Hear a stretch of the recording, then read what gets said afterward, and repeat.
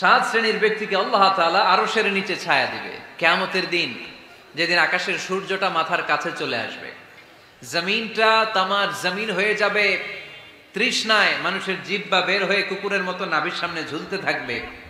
সূর্যের প্রচন্ড কিরণ আর তাপে মাথার মগজগুলো গলে গলে নাকের ছিদ্র আর কানের ছিদ্র দিয়ে ভাতের মাড়ের মতো টপ টপ করে বেয়ে বেয়ে পড়বে। আল্লাহর আরশের ছায়া ছাড়া সেদিন আর কোনো ছায়া থাকবে না।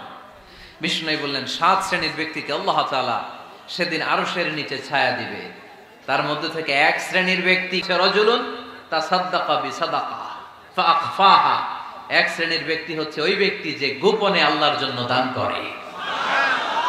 হাত্তা লা তা'লামু শিমালুহু মা তুনফিকু ইয়ামিনুহু, এমন গোপনে এসে আল্লাহর রাস্তায় দান করে দেয়, তার ডান হাত কি দান করেছে বাম হাত টের পায় না।